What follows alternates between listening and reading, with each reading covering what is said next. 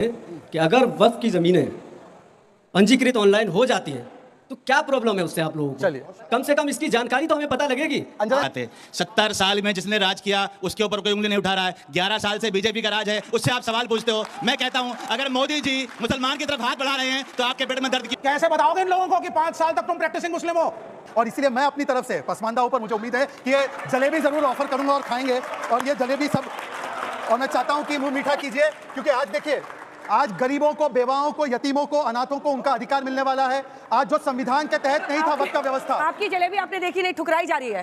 काका जी ने ले ली। जो ठुकराएगा वो दरअसल मुझे पसमानदा होने के लिए दंश दे रहा है। यही मानसिकता है कि ये अजला को नहीं मानते, ये केवल अशरफी मानसिकता में है। और इसीलिए देखिए, अब दूसरी बात, भाई लोग टोपी लगा के बैठे हो यहाँ पे, मुसलमान हो, नमाजी हो, कैसे बताओगे इन लोगों को कि 5 साल तक तुम प्रैक्टिसिंग मुस्लिम हो? क्या सबूत दोगे? और सबूत नहीं दे पाओगे तो वक्फ नहीं कर सकते कुछ आगे। ये जानते हो, ये है बीजेपी का शासन।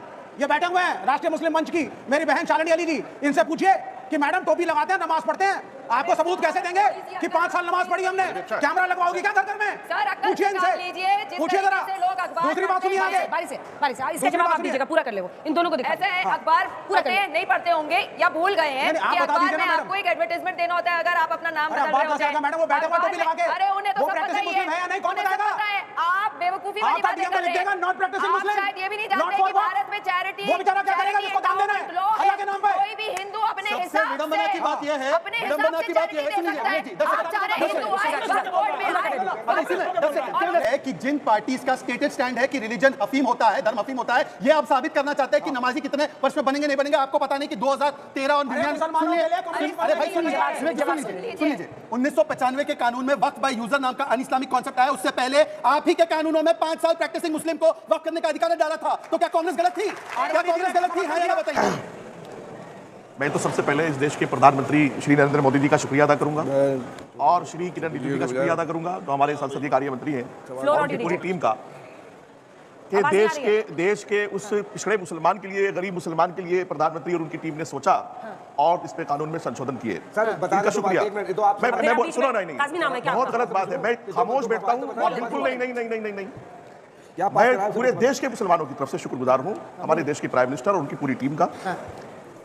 वक्फ बोर्ड आज कम से कम मुसलमान इतना जागरूक हुआ कि उसको पता है कि उसके वक्फ के पास इतनी मिल्कियत है, इतनी जायदादें, वरना 70 सालों में ना मुसलमान को बताया गया था और ना पता था।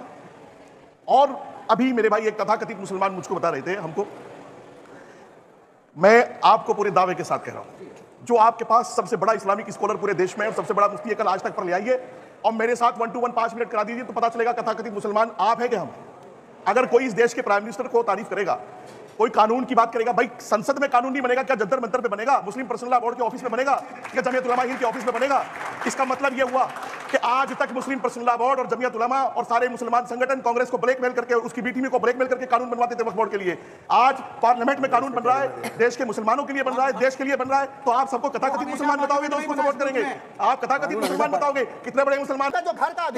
मेरा सवाल समाजवादी पार्टी के प्रवक्ता काका जी, आप ही को मौका मिलेगा। मेरा आपसे सवाल यह है कि जब 2022 में उत्तर प्रदेश में विधानसभा के चुनाव हुए, आपने एक ऐसा माहौल क्रिएट किया कि एक मुसलमान ने, लगभग 99% मुसलमान ने समाजवादी पार्टी को वोट दिया। आपने पसमानदाओं की बात कर रहे थे अभी, आप पसमानदा के वोट तो आपको चाहिए, लेकिन जब आपकी इतनी सीटें आती है, उसके बाद जब आप राज्यसभा में सदस्य भेजते हैं तो जावेद अली खान भेजते हैं आप, तो आपको पसमानदाओं की याद नहीं आती क्या? ये मेरा आपसे सवाल है। ये इनका अंजना जी, इनका सवाल बहुत वाजिब है। इस साथी को मैं बहुत विनम्रता से कहना चाहूंगा, और चैट जीपीटी का जमाना है, सब युवा देख ले। समाजवादी पार्टी ऐसी पार्टी है कि सबसे ज्यादा अगर मुसलमानों का राजनीतिक प्रतिनिधित्व, MLC, MLA, member of parliament अगर कहीं है तो समाजवादी पार्टी में वो भी है, हमारे एमएलए सबसे ज्यादा है। मेरा सवाल यह है कि आज जो यहाँ जोर जोर से चिल्लाकर बातें हो रही हैं, तो सिर्फ बातों से न बदली हैं कौम की तकदीरें, और बिजलियों के कड़कने से अंधेरे नहीं जाते। 70 साल में जिसने राज किया उसके ऊपर कोई उंगली नहीं उठा रहा है। 11 साल से बीजेपी का राज है, उससे आप सवाल पूछते हो। मैं कहता हूं अगर मोदी जी मुसलमान की तरफ हाथ बढ़ा रहे हैं तो आपके पेट में दर्द क्यों होता है? अगर मेरे बच्चा पढ़ लिख जाएगा, अच्छा बन जाएगा, मेरा कारोबार अच्छा हो जाएगा, तो मेरी तरक्की होगी। पसमानदा की बात हो रही, मैं भी पसमानदा समझता हूँ, सलमानी समाज से हूँ। अगर मेरी तरक्की होती है तो पेट में दर्द क्यों हो रहा है? आपको मोदी सरकार से कुछ भी नहीं मिलने वाला। सुन लीजिए, इन 70 सालों में मुसलमान राष्ट्रपति बना, उपराष्ट्रपति बना, मंत्री बना, मुख्यमंत्री बना। सुनिए, नरेंद्र मोदी ने उत्तर प्रदेश में एक भी टिकट नहीं दिया, कुछ नहीं किया तुम लोगों ने, कुछ किसने दिया है? आपने नहीं बनाया। जितना कांग्रेस और इंडिया अलायंस ने मुसलमानों के किया, किसी ने नहीं किया। इन्होंने उत्तर प्रदेश में कितने ने किया? हो गया हो गया ये वो पार्टी है जिन्होंने एपीजे कलाम को राष्ट्रपति चुनाव में खिलाफ में वोट किया। इसी पे या तो फेविकॉल लगाना पड़ेगा, रस्सी से बिठाना पड़ेगा आप लोगों को। प्लीज उठिए मत। मेरा सवाल सर आपसे है, आप बोल रहे हैं कि डिस्ट्रिक्ट मजिस्ट्रेट को इतनी पावर नहीं मिलनी चाहिए। अपने सर जो डिस्ट्रिक्ट मजिस्ट्रेट है उनके पास में अगर पावर नहीं होगी तो ट्रिब्यूनल जब मैटर डिसाइड करती है उसके पास में एक गरीब किसान के पास में सिर्फ एक ऑप्शन है कि वो स्पेशल लीव पिटीशन फाइल करे सुप्रीम कोर्ट में। अभी रिसेंट का जो इंसिडेंट था जिसमें तमिलनाडु के पूरे गांव को ही वक्फ बोर्ड ने क्लेम किया था, एक तमिलनाडु का किसान सुप्रीम कोर्ट जाके claim special leave petition file करे, इससे अच्छा है कि वहीं पे अगर डिस्ट्रिक्ट मजिस्ट्रेट या फिर रेवेन्यू अपीलेट अथॉरिटीज में उसका केस जा रहा है। तो ये जिस शख्स की बात हो रही है वो दरअसल जब अपनी बेटी की शादी करने के लिए गया जमीन बेचने, तब उसे पता चला ये तो वक्फ की जमीन है। उसे कहा गया वक्फ बोर्ड से एनओसी लेके आओ, और फिर जब वक्फ बोर्ड ने एनओसी नहीं दिया तब उसको अपनी पिटीशन आगे दायर करनी पड़ी। ट्रिब्यूनल के अंदर स्टेट हाई कोर्ट का जज बैठता है, वो हिंदू भी हो सकता है। ये पहले क्लियर लीजिए आप। There is no religious foundation. ये जो मिस इन्फॉर्मेशन फैलाते हैं ना, और सालों से वक्फ बोर्ड के अंदर केसेस हिंदू जजेस ने डिसाइड किए हैं। मात्र 10 सेकंड था। मैम मेरा सवाल ये है कि सरकार ने इस कानून के जरिए वक्फ संपत्तियों का डिजिटल डेटाबेस तैयार करने के लिए क्या सोचा है, क्योंकि तभी फर्जीवाड़े रोके जा सकते हैं।